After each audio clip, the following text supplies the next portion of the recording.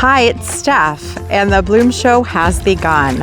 All of my borders are really coloring up and looking really beautiful. There are so many perennials in bloom and some really pretty combinations that I'm excited to share with you all. So I thought that we could take a walk around the garden and see what's in bloom in June.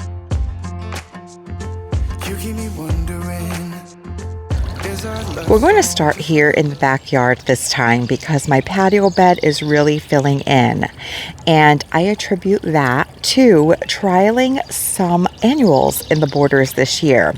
Now, I have a lot of perennials and I rely on them heavily to provide color year after year, but perennials will show up and bloom for a couple of weeks and look beautiful, and oftentimes there is a lull in the garden, and that is where your annuals come in and take over the show.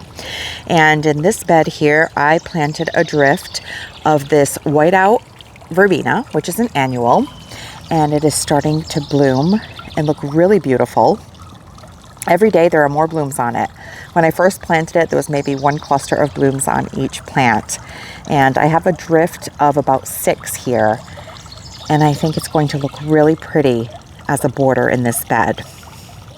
Right behind it, I planted some angelonia, and that is also called summer snapdragon, and the variety is Wedgwood pink. Now, all of these annuals are proven winners annuals, and I typically use them only in my planters, but I'm really excited to see how they perform planted out in my borders this season. I also added this proven winners dahlia, which is beautiful. Look at this dark color and how nicely it contrasts with this Wedgwood pink angelonia. Now let me show you. I kept the tags so that I can show you the varieties. So this here is the Mystic Illusion, which is a yellow dahlia. And it's going to get about 18 to 36 inches in width and about 18 to 36 inches in height. So I placed it as the kind of like the second or third layer of this border, and I think it's going to be really pretty in this combination. Now, my pensammen is also blooming. This is the Onyx and Pearls pensammen. It got pretty tall, which was the point. I wanted to have a nice tall plant in the center of this bed, and I have one flanking either side of our new fountain that I have been loving so much. I love it, the birds love it, and it just provides such a beautiful, relaxing sound here in the garden. But this Onyx and Pearls pensammen has a really beautiful bloom. You can see here, it's more of a white with a hint of purple and pink. But I really love the dark foliage on it.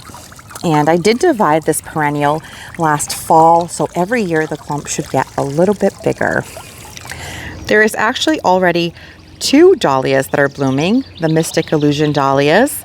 And you can see how pretty this yellow is. It's a very light and pretty yellow. It contrasts beautifully with that dark foliage. And here's some more of that Onyx and Pearls pensammen. And then right there is another dahlia that's getting ready to open up. Now in the front here, I have a drift of my Firelight Tidbit hydrangeas, and this is their 3rd season, and they're looking beautiful and filling in beautifully. And then my Acorus Sweet Flag Ogon, providing a nice grassy texture along the front border. And that leads us into my drift of annuals. Now around the corner here, I also planted some Surefire begonias by Proven Winners, the Surefire White. Now these last year, I took notice of them because they had this really large, beautiful foliage and these dainty blooms that really were impactful. And so what I did was I planted a drift of them here right underneath my Summer Gold Japanese maple, because these are a sun and shade plant. So in the afternoon, when it gets a little bit sunnier over here, they'll have a little bit of shade from this Japanese maple. But in the morning, they're getting sun, and I think they look really pretty here. And a perennial that I started from seed this year, the Magic Fountain White Bee Mixed Delphiniums. I did some under the grow lights inside, and I also did some with the winter sowing method, and they're starting to bloom. Well, they've been blooming for a couple of weeks now, but let me show you some of them. I have two varieties that I started. I have the Sky Blue as well as the Cherry Blossom. So here is the Sky Blue. Isn't that gorgeous? I also added a drift in between the cone flowers of this Senorita Rosalita Cleome with this really pretty pink coloring. Now, I had seen a friend post about these on Instagram, and they bloomed for her nonstop all season because they're an annual and provided a beautiful pop of color.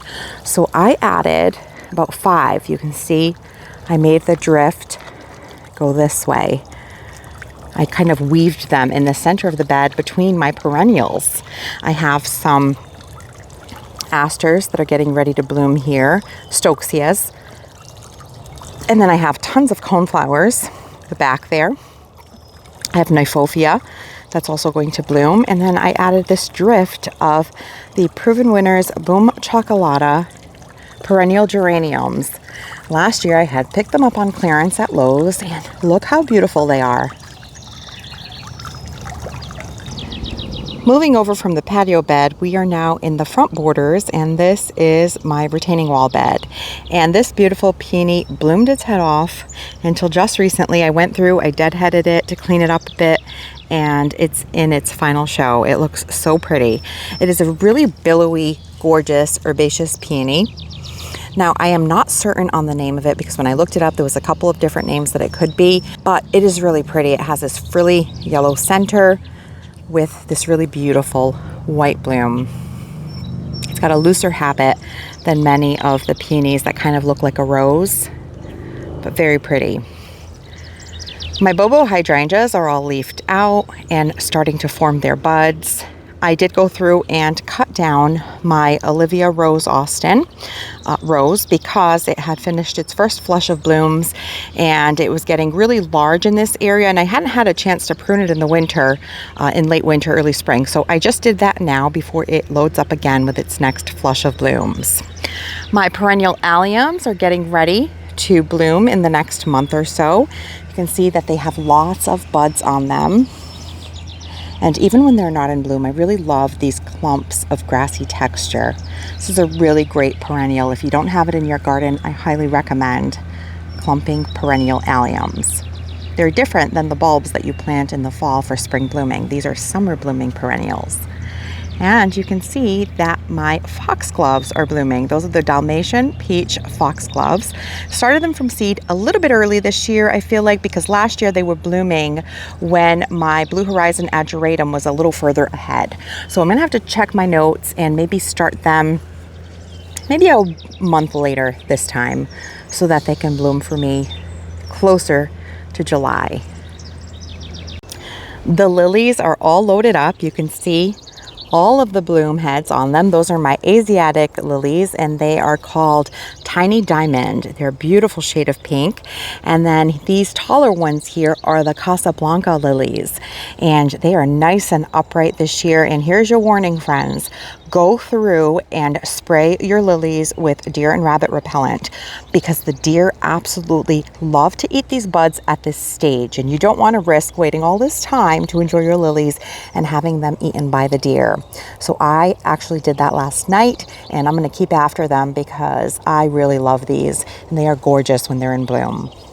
You can see here that my Blue Horizon ageratum is just starting to bloom. It has the most beautiful light purple, almost like with a blue hint to it. It's really gorgeous and hard to really translate on camera. It's a lot more blue in person than it is on camera, but it coordinates so beautifully with this apricot color. And because I pinch it a ton, which means that I go through and I pinch the stem just like this so that it will bush out and create more side shoots, and in return it will give me more blooms. But the downside is that it does delay blooming. But once this is all filled in, it looks absolutely gorgeous. You can see this one here, how nice and bushy it is. There's like 3 or 4 stems coming out of it because I pinched it so much. But this combination was so beautiful last year that I just had to repeat it. And let me show you something else that I discovered yesterday while I was over here doing my deer spray. My Canterbury bells have bloomed. Now, I started these from seed last year using the winter sowing method. I waited a little too long to transplant them, and I don't think they were too happy at the end of the season. But I did still get a couple of blooms, and I started a bunch more this year, and I'm glad I did, because look how gorgeous they are. Such a big bell-shaped bloom. Let me get closer. Look at this. Isn't that beautiful? So pretty. I was so happy to find this yesterday. So the pack that I have was a mixed pack, and they are supposed to be white, pink, and purple. I do have a purple one here and this beautiful pink one. I'm going to let it dry out and drop seeds and hoping that it will self-seed itself because it is stunning. But here are the starts that I just transplanted a couple of weeks ago from the winter sowing. I have a clump here, some here, and all around here. So I hope that these bloom really beautifully because they are really gorgeous. Look at that. The Shasta daisies are also getting ready to bloom, and something that just finished blooming and looked absolutely gorgeous was this tiny wine 9-bark by Proven Winners. If you want a 9-bark and you have limited space, this is a great one to have. It only gets to be about 4 feet tall and wide, and it has been here for several years now, and it's been really well behaved and looks gorgeous, cascading over the edge of my retaining wall. Has that really pretty dark foliage, which is a nice contrast to all the green in the garden. It gets these arching branches that cascade, filled with really pretty light pink blooms in late spring. And it has a peeling bark in winter.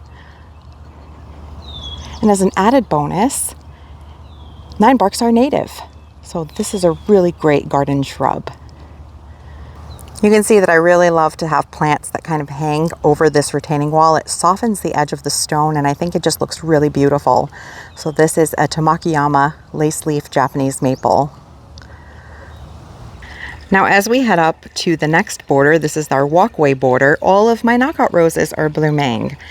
And it is time to cut back the salvias and the nepitas. They've had their first flush of blooms.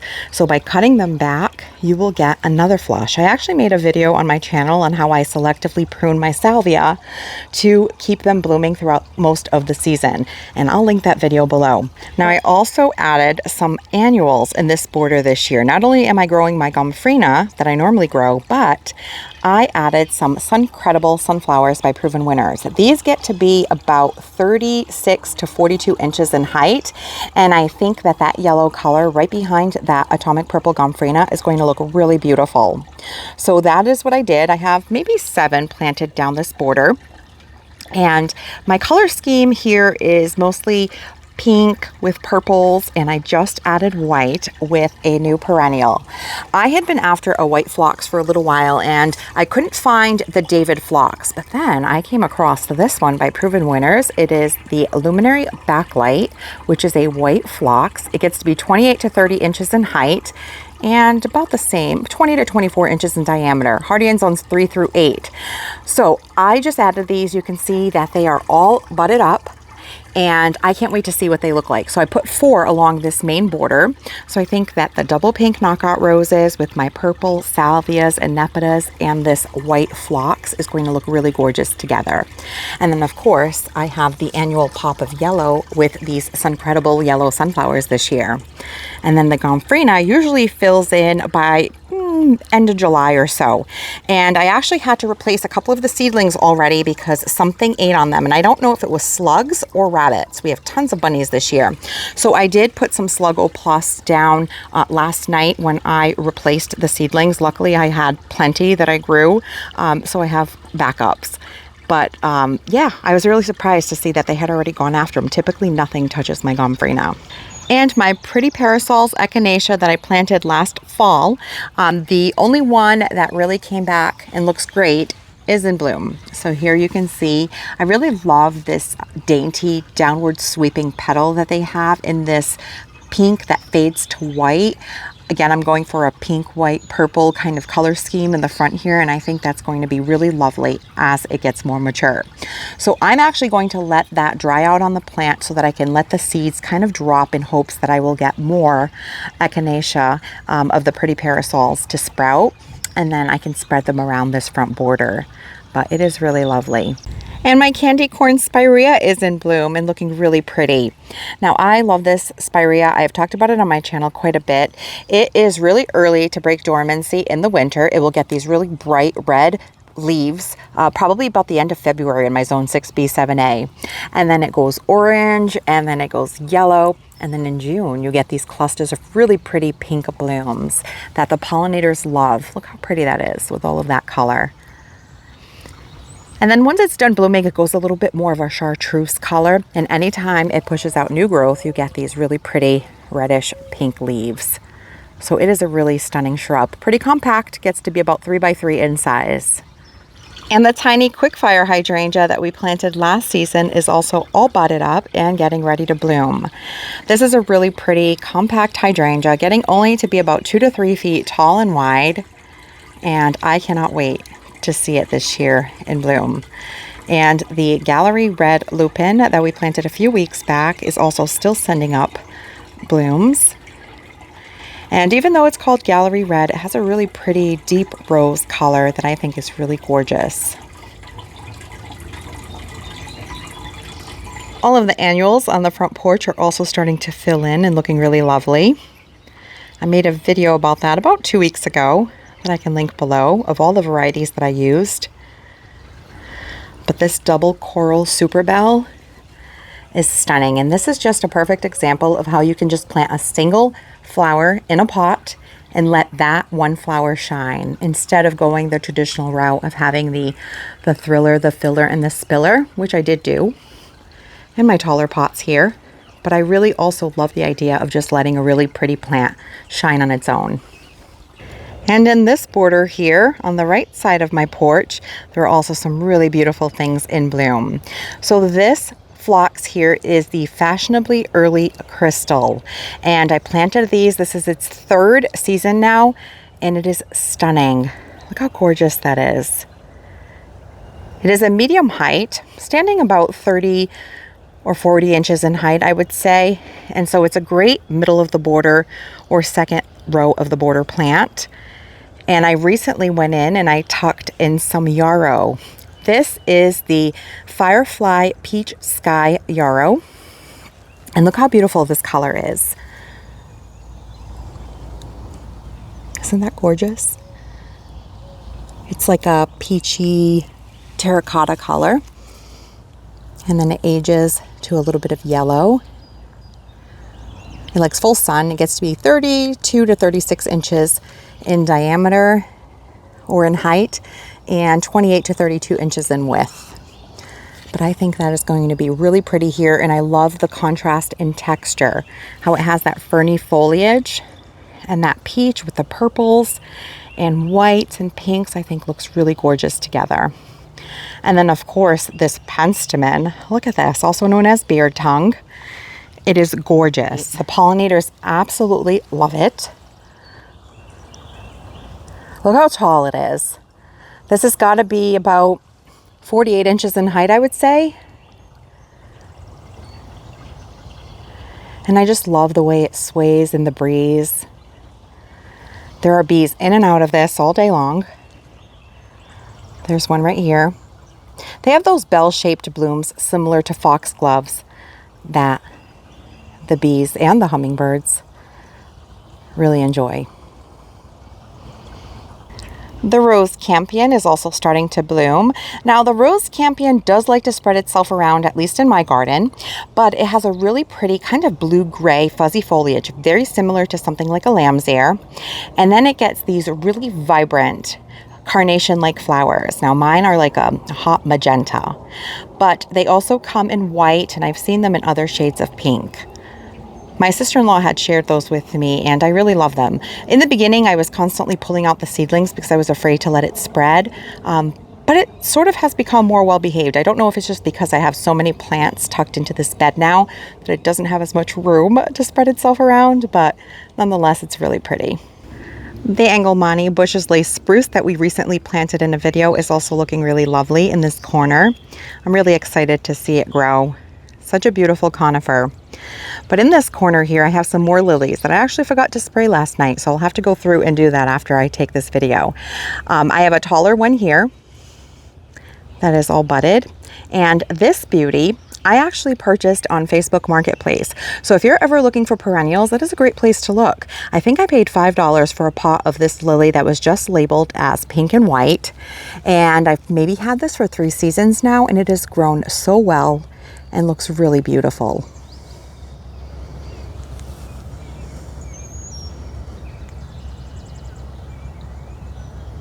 You can see our spruce in the back there, and then the phlox that's in bloom, the yarrow that I just planted that's starting to bloom, and of course this pensammen.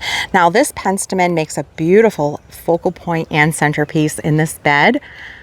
It's stunning, but because it is so tall and we get a lot of wind in this corner, I did have to stake it a little bit so that they wouldn't flop on the ground. It's also been raining quite a bit, and these half circle plant stakes have worked wonderfully.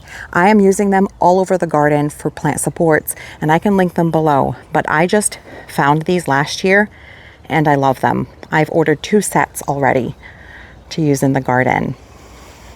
I have another candy corn spyhea right here in front that's also looking lovely and in bloom. And I'm really happy with the way that this bed has turned out. It's very layered, it's very densely packed and planted, which means less room for weeds. One plant that I'm bummed that I lost over the winter was my Blue Fortune Agastaki, because I loved that plant. So I will be going to the nursery and picking up a couple more as replacements because they look stunning paired with the black-eyed Susans or the rudbeckias that I have here. So you can see I have the space right there. And because they're rather small when you just get one, the second season was last year and it looked gorgeous. It had really filled out. So I'm actually going to buy 2 to put in this corner so that I can get that instant impact that I experienced last year in their second year.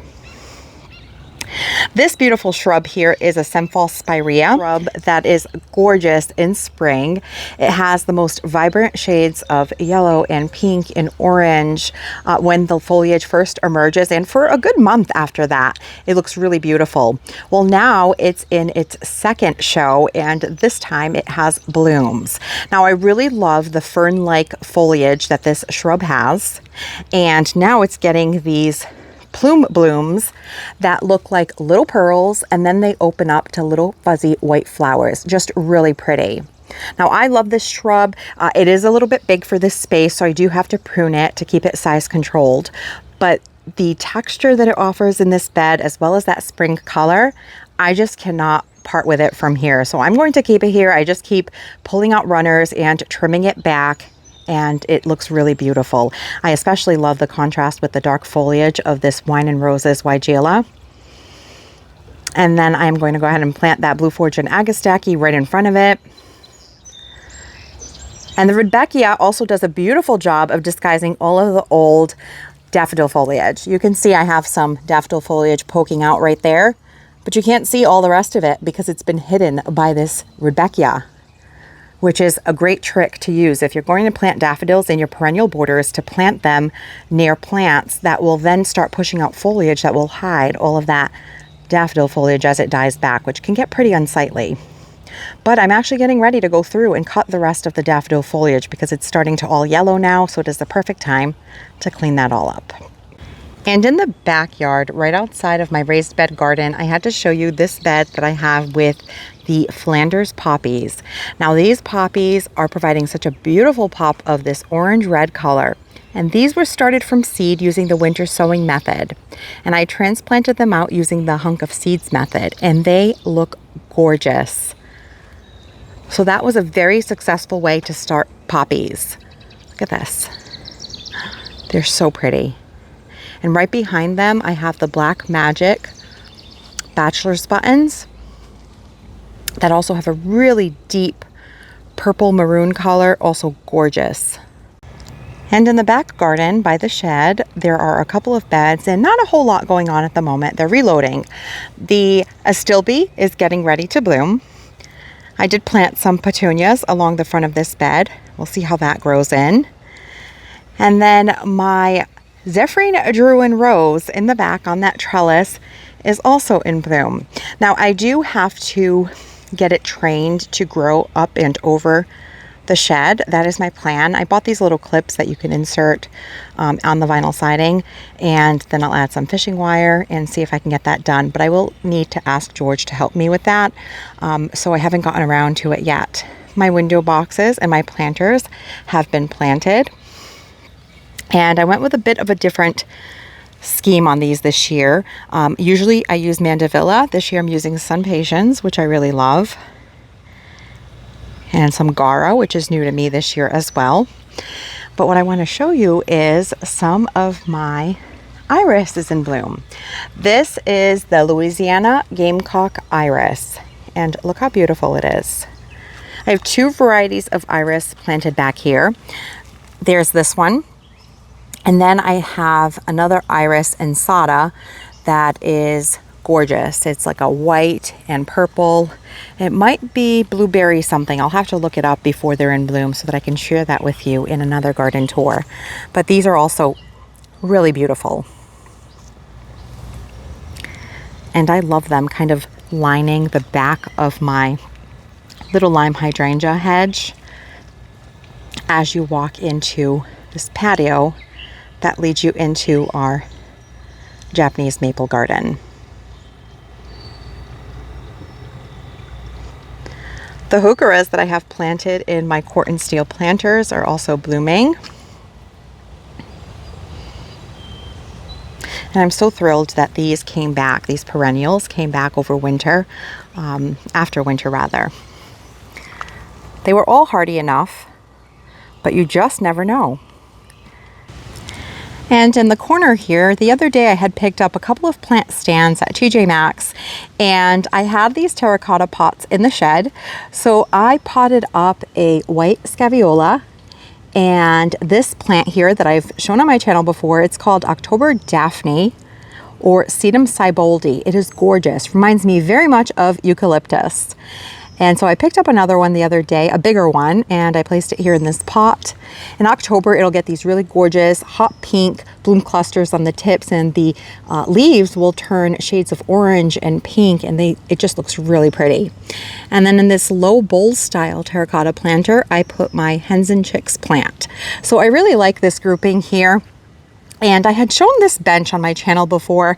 I had a gray one in this corner. I actually purchased two of these with my own money. And then recently, Bona reached out to me and asked if I had the need for another bench. And we have a pretty large garden, so I accepted, and they sent me another black one. So what I did was I put the black one here and I moved the gray one over to our patio. And what I loved about this bench was that it's all weather, so it's waterproof, but it has cup holders. So there is a place for you to set down your drink. They also did offer a discount code to my viewers. So if you are in the market for a new bench, you can check out the link below, and there is a code for 15% off. Now there is something else in bloom in this area that is looking really lovely, and that is my lady's mantle, or Alchemilla mollis. So let me show you that. I still have these Dolce Wildberry heucheras that I'm going to be planting shortly, and a black pearl heuchera that I also really love. Looks really beautiful with these caramel heuchera.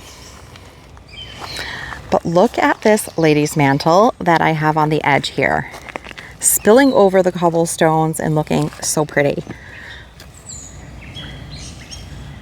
They have the most beautiful chartreuse sprays of flowers. They look like baby's breath. And then look at the way that the foliage holds on to water droplets. Even the foliage is really pretty on this plant. I absolutely love it. Now this is a plant that can take full sun and part sun. Here it's actually kind of a part sun, part shade situation. It gets morning shade, afternoon sun. And so far it's doing well, but as the trees above grow a little bit more, we'll have to see if it impacts their bloom, and I might have to move them, but for now I'm enjoying them in this space. Let me know in the comments what's currently in bloom in your mid-June garden. Thank you so much for spending your time with me, and I will catch you in the next one.